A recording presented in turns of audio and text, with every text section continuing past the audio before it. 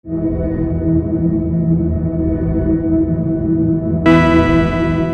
guys, Jason Keaton here with Jiu-Jitsu Columbus. Today we're going to talk about the first steps you need to take to having a guard that's unpassable.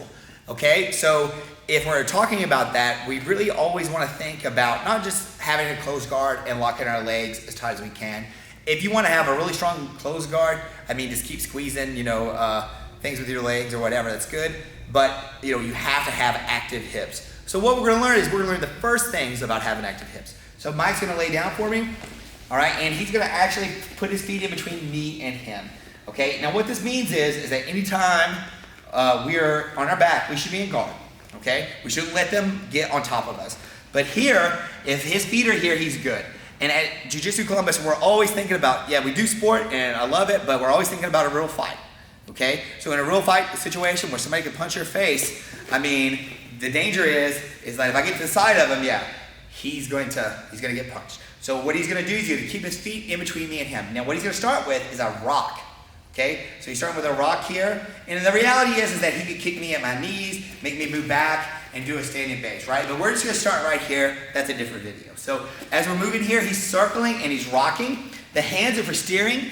The rocking is the gas, okay? All right, so this is very simple, but it will smoke your abs. So let's get into our first couple steps here. So the first step is, if I walk in and I am crowding him, he will get space with his hips. Perfect. So one hand protects his face, one hand protects his groin.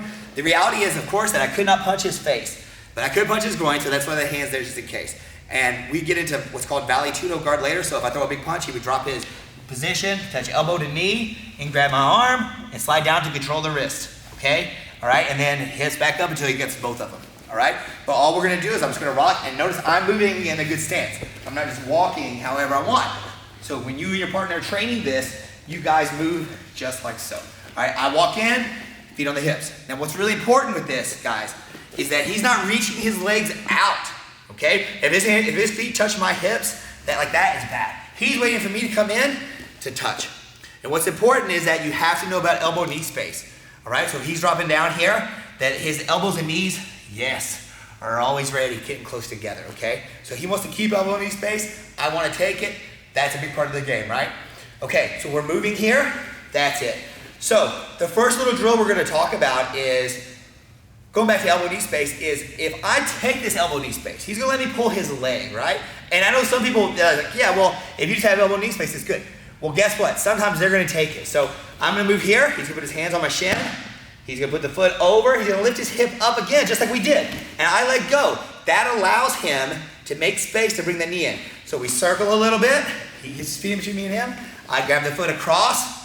I pull, and I step. It's not really a pass, but here it is, lifting and bringing the feet back in between me and him. That's what it means to have a good guard, right? So here, keep your guard. Pull, where he lets me pull. I step, hands, hip up and back. All right? So big mistake here is don't push with the leg. Okay, when that foot comes over, he's stepping up the same way he did. I release the foot so he can pull himself back, right? So if he pushes here, that's a big problem, all right?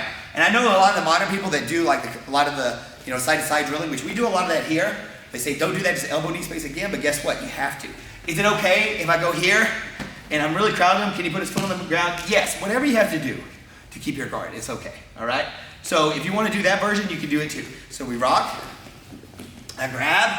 So we have a little formula we teach. We go hands, shrimp, foot, guard, okay? And I teach that to my kids class. So we rock a little bit, okay? So if you're gonna remember, hands, okay? No jazz hands here. Shrimp, foot, okay? Guard.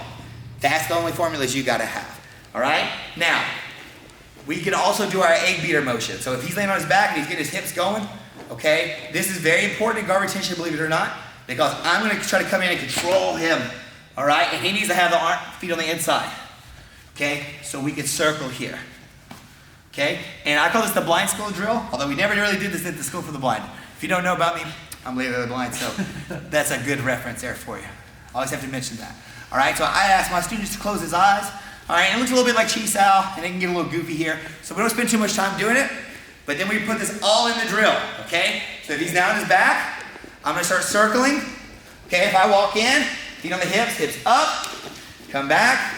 Let's say I grab his foot, pull, hands, shrimp, up, and shrimp, foot, guard, there we go.